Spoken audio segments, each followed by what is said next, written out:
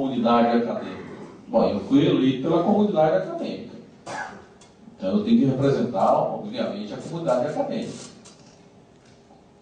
E aí, nós temos, logicamente, que considerar que nesse processo de democratização, né, e aí aproveitando os conceitos que o professor Felipe coloca, o conceito de autonomia, que pressupõe liberdade de agir, em outras palavras, a possibilidade de autogestão, autogoverno, ou autonormatização. Essa palavra exprime também certo grau de relatividade, pois se é autônomo sempre em relação a outro. Então, isso é importante também a gente destacar. Nós podemos observar também que a autonomia ocorre em sistemas relacionais, em contextos de interdependência. Fala assim, por exemplo, a autonomia de um campus. Ele vai ter essa relação com a reitoria, já que está dentro da estrutura. Qual que é essa autonomia? Como é que nós vamos dar essa autonomia dentro do que se propõe em relação à legislação? Então tem que fortalecer, eu acho que através das discussões, da criação de fóruns, debate, definição de políticas, fortalecimento das instâncias. Porém, pode também essa autonomia ser inferida de sua equiparação com as universidades, como nós dissemos anteriormente, né, naquilo que diz respeito à incidência das disposições que regem a regulação, avaliação, supervisão das instituições e dos cursos da educação superior. Será que isso é isso? Não, nós somos diferentes das universidades, nós trabalhamos com a verticalização, temos que verificar também outros vieses, né, pelo qual nós somos constituídos por lei. Essa democratização aponta igualmente para a possibilidade de autoestruturação necessária ao exercício da autonomia. O fato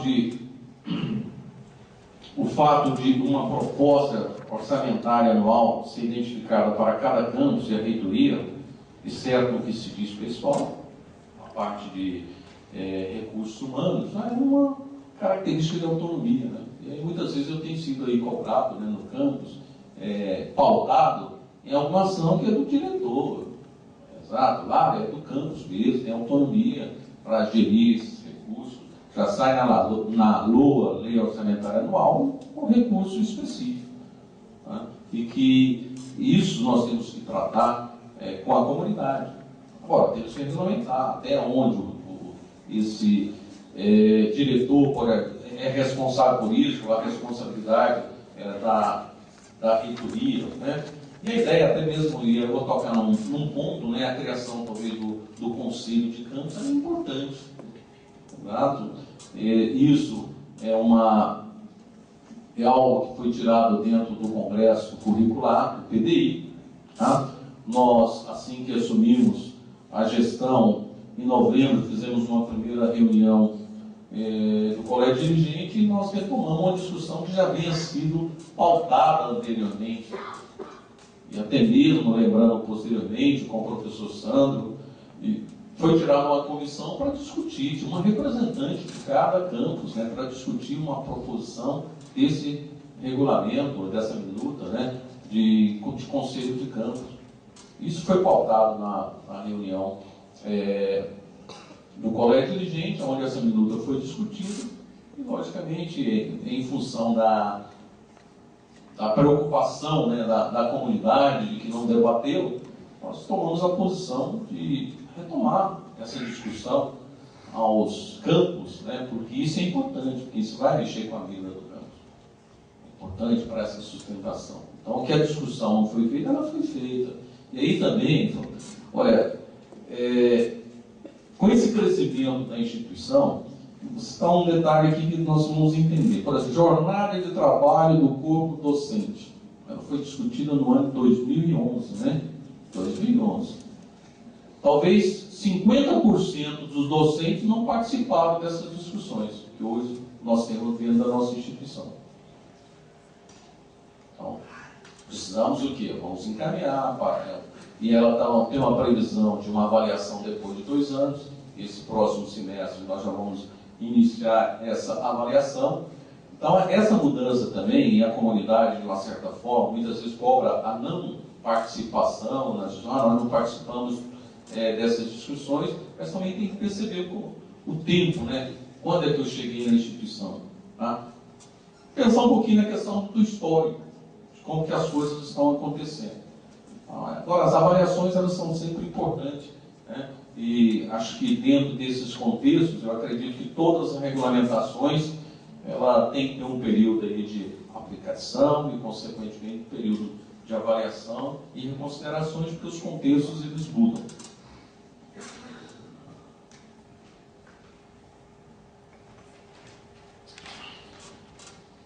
Eu gostaria também de destacar, relativo à questão ainda da democratização e autonomia, nós podemos dizer também que podemos deduzir, então, que a previsão legal de autonomia, por si, não concretiza, geralmente não está sendo concretizada nas nossas instituições, eu vou falar no todo, né, nos IEPs, em função também da falta de discussão. Então, sua conquista vai implicar basicamente na mudança, né, das relações e vínculos entre professores, alunos, servidores técnicos administrativos e até mesmo a comunidade externa.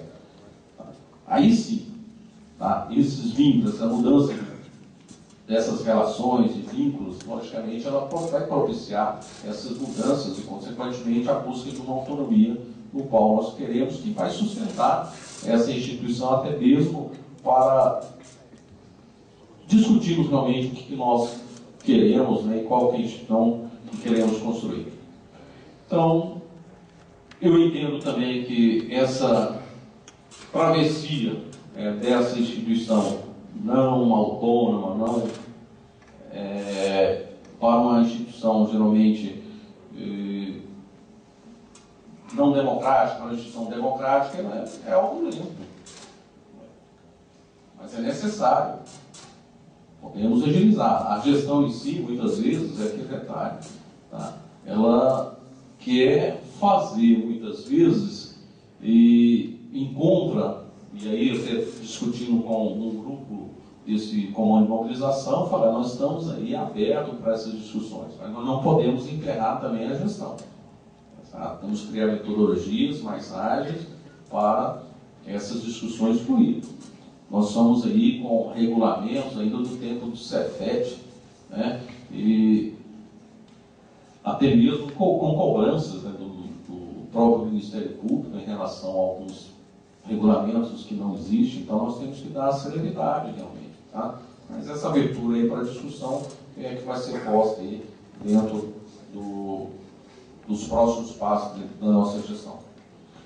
Então, podemos então destacar ainda, né, que toda essa discussão de autonomia, democratização, ela passa necessariamente pelo diálogo, esse diálogo com os projetos de vidas e da sociedade, né, tanto dos sujeitos do cotidiano, dos IFES, sujeitos internos, como também daqueles que destes não participam diretamente, mas dele pode se beneficiar ou sofrer algum impacto. E eu vou destacar, quando eu falo na minha fala, um ponto bem sério, por exemplo, Bolsa Formação. Isso é um ponto que, de repente, nós temos que discutir o que nós queremos com a Bolsa Formação. Mas os atores externos, já que eles não teriam que estar incluídos nessas discussões, as pessoas que muitas vezes se beneficiam ou sofrem impactos relativos a esse tema, ou vários outros que se passam pela nossa instituição. Então, eu destaco esses pontos, né, e eu acredito que não difere muito a ideia proposta e a nossa preocupação, né, com esses caminhos que nós vamos tomar aí nesses próximos 3 anos que estaremos aí à frente da instituição. Então, o nosso compromisso, o plano de trabalho, ele foi posto e é isso que nós pensamos, tá? É isso que nós pensamos, é algo que não é subjetividade, é algo que foi construído por um grupo e que nós podemos acrescentar mais. São contextos também diferentes, né? Por exemplo, há um ano atrás nós temos outras situações, outras demandas, outros programas de governos que possivelmente virão e nós temos que estar atento e essa gestão, ela gostaria de reafirmar o compromisso de estar debatendo com a comunidade tanto esses temas propostos como qualquer outro tema que virão pela frente. Obrigado, Jerônimo. Passamos agora para o segundo bloco, com intervenções de representantes dos diferentes segmentos da comunidade, né? E aí, uma fala de 12 minutos, quando há mais de um representante por segmento, esse tempo é dividido. Então, eu gostaria de chamar a representante dos técnicos administrativos, que é a Fernanda Guirra, e a Priscila Teixeira, né, que vão fazer intervenção em nome dos técnicos. Priscila primeiro, né, Priscila? 6 minutos, tá? Tchau. A gente dividiu entre nós, né? Para mim é uma honra estar aqui. Sou servidora técnica administrativa aqui nessa instituição há 6 anos, então eu acompanhei até um pouco antes, né, desse boom da expansão, foi bem no início, e fui aluna dessa instituição também. Então, no total, já faz 10 anos que eu estou aqui, né? Me sinto muito à vontade para falar sobre rede, suas relações, participação enquanto um novo modelo de construção para essa realidade complexa, até porque foi um tema que eu estudei no meu período de mestrado.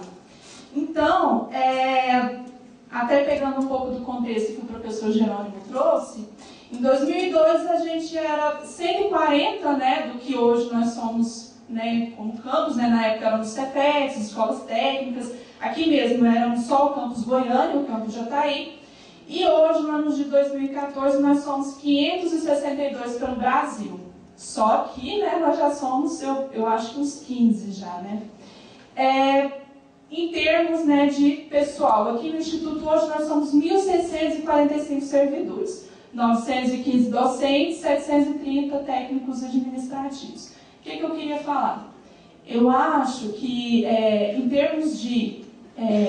a gente tem que primeiro se contextualizar, né? Nós somos uma rede, né? Rede Federal de Educação Profissional e Tecnológica, mas será que a gente se comporta como rede? Né? Essa é a minha provocação. Eu trouxe um autor, o Mansi, ele diz: rede é uma articulação entre diversas unidades que, através de certas ligações, trocam elementos entre si, se fortalecendo reciprocamente e que podem se multiplicar em novas unidades, as quais, por sua vez, fortalecem todo o conjunto na medida em que são fortalecidas, permitindo-lhe expandir em novas unidades. Eu não enxergo a expansão como fruto de um fortalecimento interno que permite o crescimento de outras unidades. Eu enxergo a expansão como uma política de governo que vai se espalhando pelo Brasil, que, em tese, realmente seria algo muito interessante. Em tese, levar desenvolvimento sustentável, desenvolvimento regional para as comunidades, mas que, na prática, ela acaba revelando as nossas precariedades, não é mesmo? A nossa falta de quadro de pessoal, o nosso entendimento sobre cursos, demandas das comunidades, diretores que estão abrindo o curso do jeito que quer em seus campos, falta de verticalidade nesse ensino que realmente deveria existir, né? Áreas comuns para curso técnico, curso superior, pós-graduação, né? Que agora a gente também já tem cursos de mestrado, especialização, né, sendo ofertados, e eu não percebo dessa maneira, né? Então eu acho que a gente foi colocado dentro de uma rede, mas não se comporta dentro de uma rede. Entretanto, os problemas que vão aparecendo são de uma rede, né? Os problemas de comunicação entre um campus ou outro, os problemas, né, de categorias que, na verdade, estão conjuntas, mas têm problemas específicos dentro de seus campos. Ao mesmo tempo, a gente também tem que entender rede enquanto um modo de articulação constituído de elementos autônomos, mas que de forma horizontal cooperam entre si. Eu também não percebo cooperação entre nenhum dos nossos elementos autônomos. Na verdade, eu percebo que tem campos que parece assim que tem cursos que estão competindo e matando uns aos outros. Campos onde você tem mais aluno Pronatec do que aluno regular. Eu acho que isso precisa ser muito bem revisto, né? A precarização da nossa instituição. Porque muitas das vezes isso acaba mascarando uma certa incompetência, né, de algumas pró-reitorias que deveriam estar fazendo o seu trabalho e estão se encostando em políticas governamentais. Estão sendo meros despachantes. Por outro lado, eu penso que a solução para esses problemas complexos advindos de uma rede, ela só é possível por meio de processos democráticos, processos de participação, e que vão muito além da democracia representativa, né, as cadeiras em conselhos. São problemas que não vão se resolver com mais 2 cadeiras eleitas em conselho. São problemas que vão se resolver com novos modelos de consulta, com participação. Até mesmo porque a gente tem que entender que certas aberturas que a gente tem, na verdade, elas entram no que um autor chamado Bordenave coloca como participação concedida, que é aquela que é considerada legitimada por seus superiores. Só que, na verdade, esses espaços eles já estão previamente delimitados. Então, isso é uma ilusão. Uma mais absoluta ilusão de participação, porque as regras do jogo estão mais do que absolutamente postas, muito antes dele acontecer. Então eu acho, agora mais falando especificamente da carreira do servidor técnico administrativo, que tivemos um prejuízo imenso e ainda continuamos tendo. Se a gente for olhar a composição do Conselho Superior hoje, tudo bem, temos 3 cadeiras eleitas, como as outras 3 dos representantes docentes e as outras 3 discentes. E se a gente, por exemplo, pensar que as 3 cadeiras que são do Colégio de Dirigentes também são cadeiras de docentes e mais representantes que, em sua base, são pessoas indicadas, eu acho que isso é um prejuízo à democracia. Por outro lado, ainda há um problema que a CIS está desativada há 5 anos, não estamos discutindo carreira em vários fóruns nacionais. Trago aos colegas técnicos que esse ano, pela primeira vez, o Fórum Nacional da CIS será feito em um Instituto Federal, lá no Espírito Santo. Espero que até lá a gente tenha representatividade e mais, que essa representatividade, muito além do regulamento aprovado, que esteja delimitado no mínimo que a lei determina que a CIS deva fazer. Ela traga mais espaços de participação e construção da instituição para os servidores técnicos administrativos, porque é disso que precisamos. Espaços para composição dos campos, poder de decisão a respeito de remanejamentos, lotações, avaliações, afastamentos, isso é empoderar os sujeitos e torná-los co-participantes, co-protagonistas na construção desse instituto. Então é isso que eu queria falar.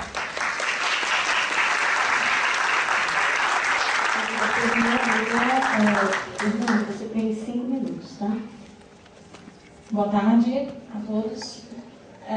Acho que a minha fala talvez seja a mais angustiada, porque ao longo desse período de greve, em que nós podemos ter um contato mais intenso com colegas de outros campos e podemos discutir a instituição e levantar problemas da instituição, nós acho que ficamos mais angustiados, professor, e mais ansiosos ainda. Para usar a sua fala, nós avançamos e nós não negamos esses avanços, mas nós precisamos avançar muito mais. Em março do ano passado, o Tribunal de Contas da União divulgou um relatório em que ele fazia uma avaliação dos institutos federais, de modo geral. A partir das recomendações desse relatório do TCU, que falava de problemas estruturais, problemas de infraestrutura nos institutos, problemas de falta de profissionais, entre outras coisas. Em novembro do ano passado, o MEC criou um grupo de estudo para tratar sobre evasão nos institutos federais, no Brasil como um todo. E aí, na ocasião, na fala do então secretário do Ministério da Educação sobre o que foi apontado no relatório do TCU, ele usou uma palavra que era a palavra que eu queria usar aqui: descompasso. Eu acho que a gente vive isso, professor, um descompasso. Descompasso em relação às obras que a gente tem nos campos e as necessidades, e isso precisa ser discutido, porque a velocidade da expansão criou esse descompasso, que nós precisamos corrigir. E aí eu queria fazer uma pergunta para todos, não só para o professor Jerônimo. É razoável que a gente tenha campus oferecendo cursos em período integral, com os nossos alunos almoçando sentados no chão e comendo skinny, porque a gente não tem refeitório? Então, essas questões, acho que a gente tem que refletir, elas precisam ser discutidas mesmo. Nossa preocupação, ela é quantitativa? É isso?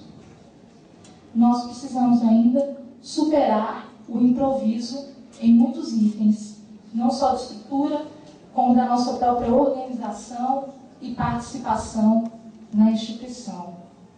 A precarização de um ou outro campus não é só do campus, é uma precarização da instituição. Obrigada. Convido agora o representante dos docentes, que é o professor Antônio Roberto.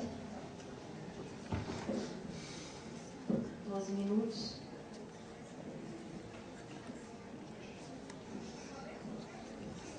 Boa tarde, pessoal. Boa tarde, mesa. Eu não estou aqui representando todos os professores da instituição, né? Logicamente, foi uma organização do comando, né, que me colocou nessa atribuição de falar, principalmente sobre as questões ligadas aos docentes, né? Nós podemos, de uma certa forma, comemorar, porque muito importante das nossas vidas, né, foi retomado nessa greve. Nós conseguimos, né, através do comando, a parceria com a instituição, a diretoria local, a reitoria, né, implementar um trabalho de discussão dos nossos problemas, né, aberto a toda a comunidade, a todo o instituto, no sentido de fazer avançar internamente algo, né, que essa unidade, né, teve um papel muito grande na educação desse país, que foi, ainda no período autoritário, né, impor uma eleição direta para diretor, né? Aqui foi um espaço que se desenvolveu a democracia, fazendo com que pudéssemos, né, ter dirigentes eleitos, pudéssemos passar para a mentalidade, né, da comunidade toda, né, esse ideal de representação, ideal de mobilização direta, né, e de criar instrumentos de democratização do espaço de educação. Um dos fatores muito importantes da democracia é que a gente tem que estar o tempo todo defendendo a democracia, né? É um grande fermento para as atividades sociais, né, para a participação social, atividade humana como um todo, o exercício da democracia, né? Desde a nossa saúde mental e física, né, ao que uma sociedade toda produz, a qualidade de vida na sociedade. A democracia é importante. Essa questão da expansão dos institutos, né, do ensino técnico, ela quebrou aí alguns princípios, né, como, por exemplo, né, a gente sabe que tem um ditado que diz, né, a velocidade de um comboio é a velocidade do navio mais lento. Né? Às vezes a democracia tem isso, ela caminha devagar para, possivelmente, uma sociedade extremamente desigual, né, em tudo, né, das condições do patrimônio financeiro ao patrimônio escolar, cultural, né, extremamente desigual. Essa velocidade é relativa para cada um representante desses segmentos, né, dos segmentos da sociedade. A democracia só não agrada, primeiro, que ela espera lá de cima os banqueiros. Né? O banqueiro não quer saber de democracia, quer saber de lucro. O nosso país hoje paga quase metade daquilo que nós produzimos para os banqueiros. É um problema grave. Ou aqueles que, numa sociedade extremamente desigual, né, usufruem de privilégios, né, que não têm esses privilégios. E nós temos, né, em todas as lutas que fazemos, né, problemas, né, de oposição a esse processo. E cabe, né, com toda a formação que nós temos, com todo o patrimônio humano que somos, né, defender aquilo que é melhor para todos. Né. Tem outra máxima que é assim, né, sozinhos, acho que não serviria para a expansão dos institutos, a gente vai mais rápido. Né? Criamos 15 unidades, são 560 em todo o país, né? Mas juntos vamos mais longe. Né? Essa instituição ela tem, né, uma experiência histórica enorme, né, no trabalho de educação. Né? Desde as escolas artífices, né, passando pela Escola Federal de Goiás e Goiânia, passando pela Escola Técnica Federal de Goiás, isso acontecendo em todos os estados. Iniciou lá com nossas raízes, né? São lá as 19 escolas técnicas. E chegando até hoje, né, passando pelo Cefet, chegando, né, esse conceito de instituto que nós temos hoje de rede. Né? Entretanto, esse processo muito acelerado fez que perdêssemos muitas coisas. Né? Toda essa experiência didática pedagógica, com certeza, hoje causa uma turbulência interna, né? Tanto nos antigos, porque a democracia faz, né, com que a gente tenha envolvimento, que a gente cresça pessoalmente, profissionalmente. Né? Ela, além de tudo, ela é uma ferramenta pedagógica, né, para a vida. Né? A democracia tem isso.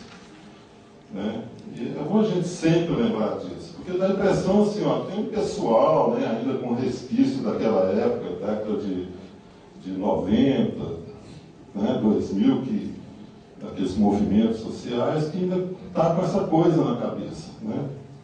Mas são formas da gente evitar a sociedade como toda. Nós estamos aí no período eleitoral, coisas como acontece na Venezuela, ou, né, em países como Chile e tudo mais, onde, né, a mitificação leva, né, aquele exagero, aquele percurso rápido, né, para chegar a uma tal medida, loucamente, e a sociedade toda paga muito caro por isso. Né? Então, eu trouxe aqui a gente tem experiência local, fizemos durante esse trabalho de mobilização visitas às várias unidades, né? Aparecida, Goiás, Inhumas. Além disso, eu fui buscar, né, na internet, ver quais são, né, as pautas e reivindicações das outras unidades. Né? E há uma semelhança muito grande. Né? Pequenas variações são essas que já foram colocadas brilhantemente aqui pela Priscila, né? Foi inclusive colocado pelo próprio reitor, professor Jerônimo, colocado pelo Felipe Valós, né? mas que muita gente ainda não conhece, né? Há ainda, né, todo o processo, e eu acho que através da democracia nós vamos conquistar isso, né, que é essa questão da identidade, né? Me parece que tem uma proposta de um programa muito interessante chamado o ProEja, né? Como essas escolas foram criadas, né, lá para pegar os desvalidos, né? Imagina naquele tempo o que era a escola, quem participava da escola. O resto todo sobrava. Eu sempre tenho dito que essas instituições, né, nesse aspecto, tiveram um papel revolucionário que se mantém até hoje, né? O caso do ProEja seria uma ferramenta de avaliação do trabalho da nossa instituição, né? Mais ou menos assim, né? Se nós fôssemos capazes de dar um curso ProEja, né, que atendesse não só a questão da profissionalização, mas a formação do cidadão, nós estaríamos resgatando aquele início, né, da escola artífice, né, que foram criadas lá em 1909. Né? E até hoje, né, a sociedade burguesa, né, ainda precisa de instituição. Nós temos aí o quê? Essa instituição que pegue o aluno, né, da classe trabalhadora e o forme com qualidade, né? Até hoje ainda temos esse rastro, né, esse caminho, né, que 6, 5, 3% apenas da nossa sociedade tem curso superior, né? E isso é uma exigência, não é de nenhuma mentalidade socialista, democrática, é uma exigência do capital, né? O próprio Banco Mundial, né, é que força o Estado a implementar esse tipo de políticas que estão colocadas aí na questão da profissionalização, né? Existem incentivos, existem cobranças, avaliações, né, dos governos que seguem essa linha, né? E não é nenhuma benécia desse ou daquele governo, desde lá do cara lá do Maranhão, né, que a gente não consegue nem lembrar do Sarney, né, até os dias atuais, são cobranças do capitalismo, né, que precisa de mão de obra e tal. A questão é que a escola não tem só esse papel, né, de formar mão de obra para produzir para a indústria, né? Ela tem também o papel de formar o cidadão, esse cidadão que está na luta aí, né? Essa sociedade hoje, devido ao interesse capitalista, conectada, né? Mas agora temos outras formas de mobilização que devemos estar presentes. Então, essa questão interna, ela é bastante propícia até para a gente avaliar, né, as nossas greves, as nossas mobilizações pela luta. Envolver outros segmentos, no caso o próprio CONIF, né, por exemplo, na questão dos 10% das verbas, né, do nosso lançamento para a educação pública. Né? Isso é fundamental, gente. Se a gente não barrar isso, né, nós vamos cada vez mais ficar precarizados, porque é interesse, inclusive, da iniciativa privada que explora a educação. Não pode ter uma referência pública, né, de escola pública boa, né, ou escola pública de qualidade, porque senão ele vai ter que também fazer isso lá. O interesse é o lucro, né, não é fazer educação, o interesse é lucrar. Né? E esses 10% que está aí hoje colocado para a educação, né, não explicitando que é para a educação pública, nós temos hoje em torno de 3% desse percentual, né? 3%, que pode também diminuir, na medida que as políticas de privatização, né, através de todo o mecanismo de propaganda, de imprensa, né, levar, né, para a sociedade que a nossa tarefa, né, que o nosso papel não está sendo cumprido, né, e que a sociedade está gastando um dinheiro muito grande com a gente e ela não está fazendo o papel dele. A instituição não está fazendo o papel dela.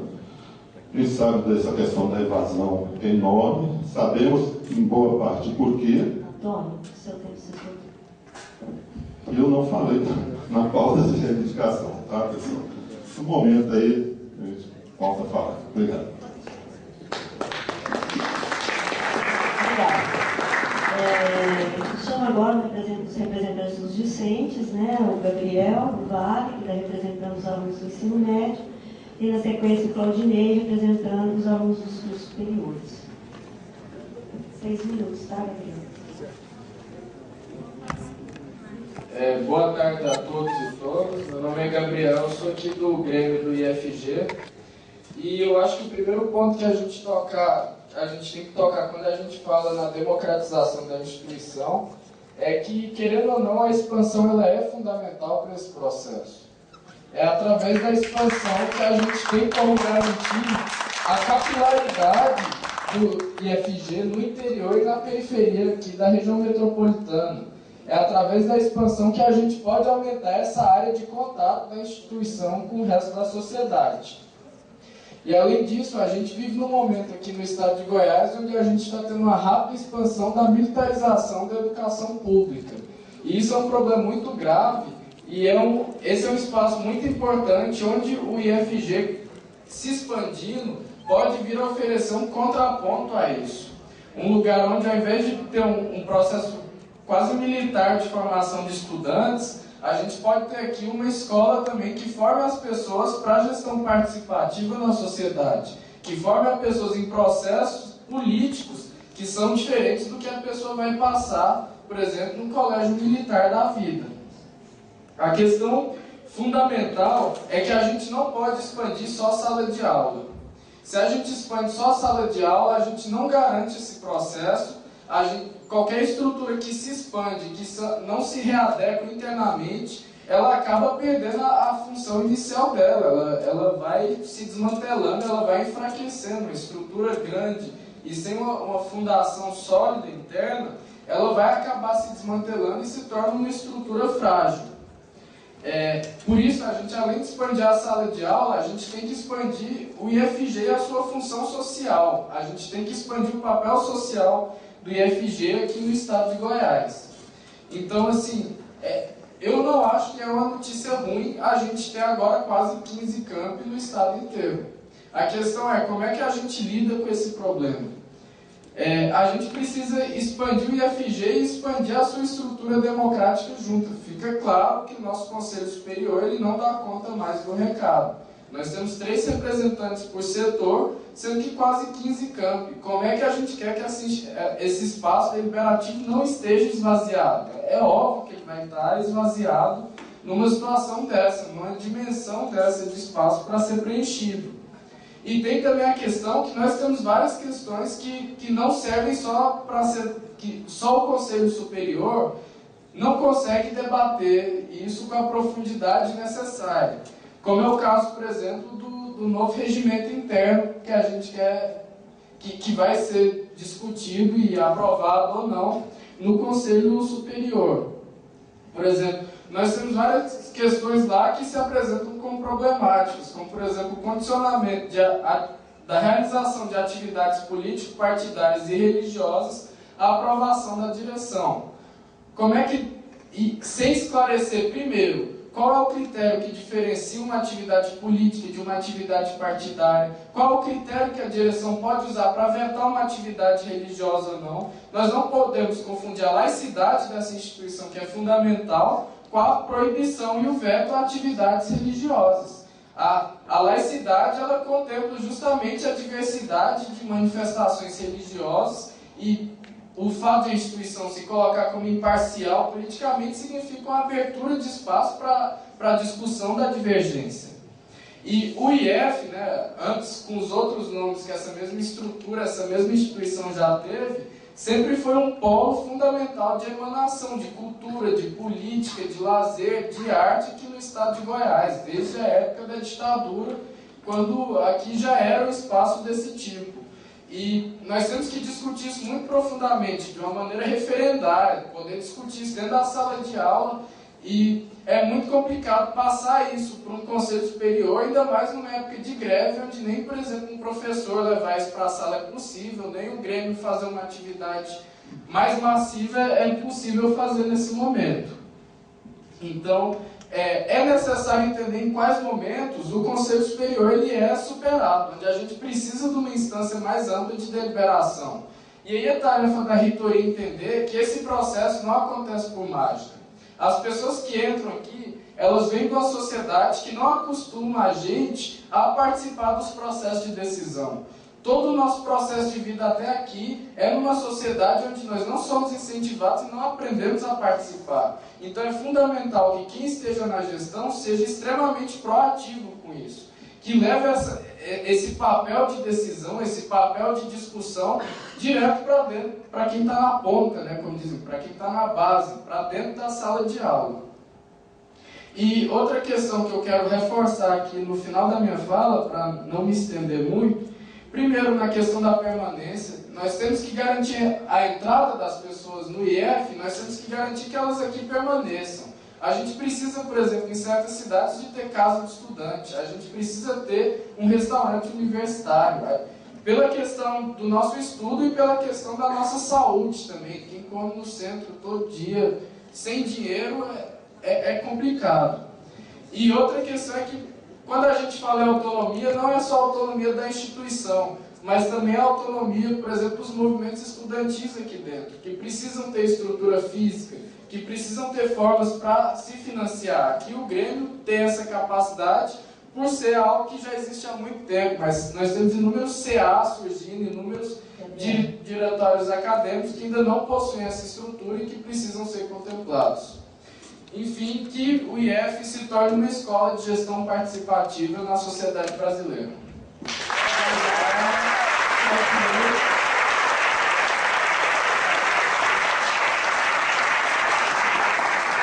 Boa tarde a todos e a todas. Eu sou o Cláudio de França, do curso de Licenciatura em Matemática do campus de Goiânia. Bom, dentro do tema que eles pediram para a gente estar falando, né, que é democratização no IFG, eu quero lembrá-los que nós vivemos aqui no Brasil numa democracia entre aspas, né, porque fala-se muito em democracia, mas, por exemplo, eu participo do movimento estudantil, onde a eleição para o presidente da UNE é uma eleição indireta. Então, por aí a gente já vai ver democracia. Por exemplo, esse processo que a gente está vendo aqui de greve, do IF, aqui de greve, os estudantes, eles foram consultados sobre se eles apoiam ou não apoiam, nós tivemos, a nossa opinião, ela teve valor? Não teve valor, a gente não foi ouvido em momento nenhum. Aliás, nós fomos até ouvidos sim, retiro, a gente foi ouvido, mas a nossa opinião não valeu de nada, embora nós sejamos agentes importantes dentro desse processo. Então, que democracia é essa? Então, democracia? Tem. Eu também não posso falar, porque pela minha experiência prova, eu vivo democracia do IFG. Sou ouvido, né, e muitas vezes atendido sim. Mas, conversando com os alunos eles têm esse sentimento que não vivemos uma democracia dentro do IFG. Porque as coisas são postas para nós temos que aceitar. A gente pode, às vezes, discutir e conversar, mas a nossa opinião dos discentes não é respeitada. A gente somos cumpridores de decisões, sim. Dentro desse processo de autonomia do IFG, a gente observa, assim, entre vocês técnicos, administrativos, docentes, que todas as decisões de vocês, elas vêm depois que lá a UFG decidiu. A UFG decidiu greve, vai fazer greve aqui também. A gente não viu ainda suscitar um movimento dentro da instituição. Sempre foi assim, está acontecendo lá, está acontecendo aqui. Isso é o que transparece para a gente, né, que vocês ainda são capengas de tomar decisões vocês mesmos, deliberar acerca do que vocês acham que é importante para vocês. Ainda para a gente não ficou claro isso não, porque parece que se vê na rebarba que na UFG decide, né? É o que vocês tomam aqui decisões também.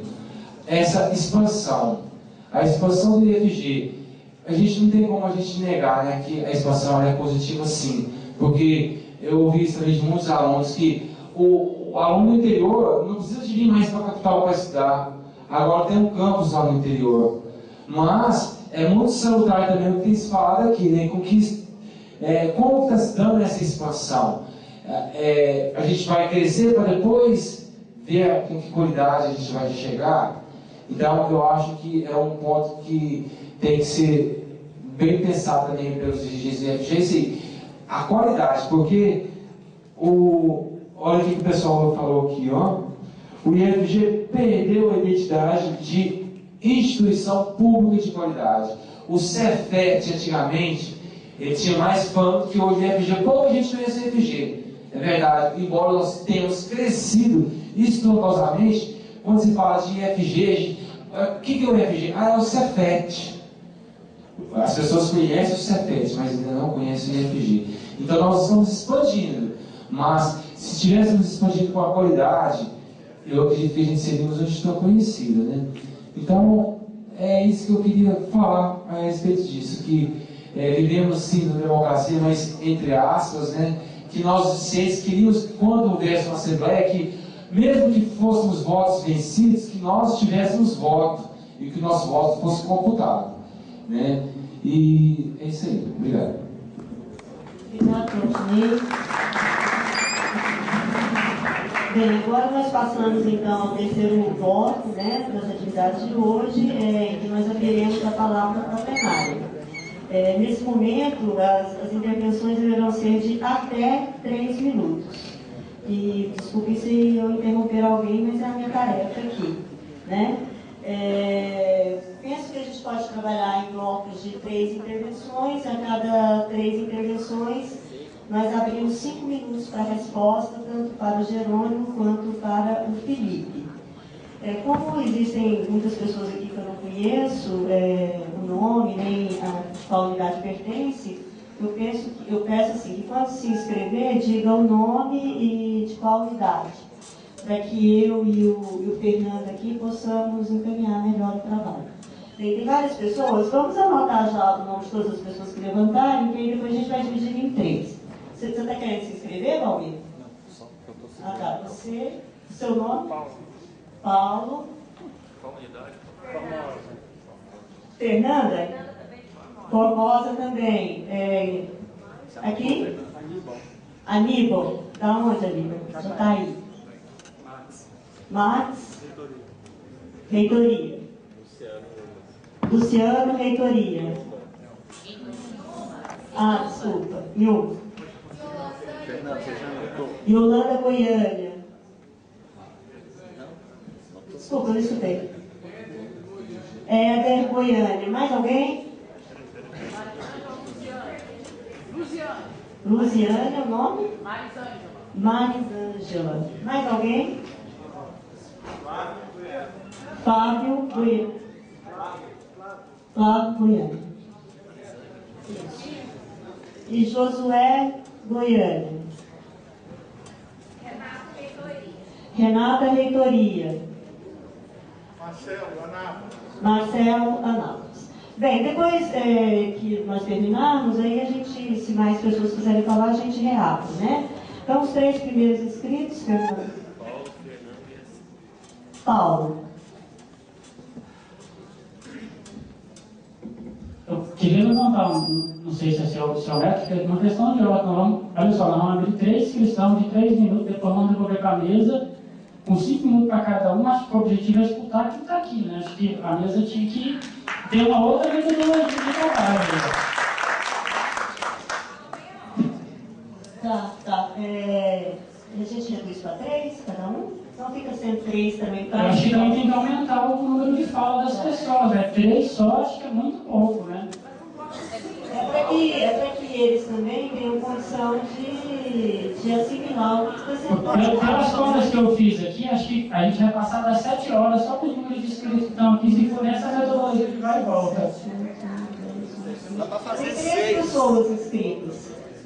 Dá para fazer 6. 5, tá. Vamos fazer de 5. Se ficar muito enrolado para o pessoal responder, a gente volta para 3. Paulo, então. Queria que finalizasse com 1 minuto e com 10 segundos para me concluir, tá? Tá? É porque aí todo mundo acho que também fica padronizado, né?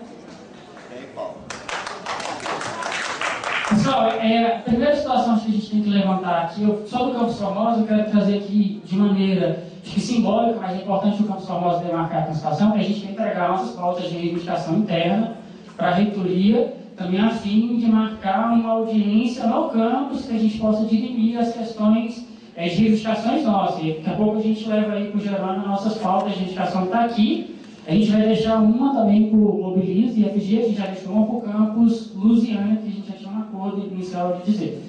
A expansão dos institutos federais, já para poder iniciar minha fala, ela se marca no cenário necessário de educação. Nós somos um país de história escravista, que tem um lastro e uma consequência da falta de educação que o sistema capitalista ele traz um elemento fundante, que ele precisa formar mão de obra excedente para poder desvalorizar a nossa mão de obra, cada vez mais. E os institutos federais cumprem esse papel hoje.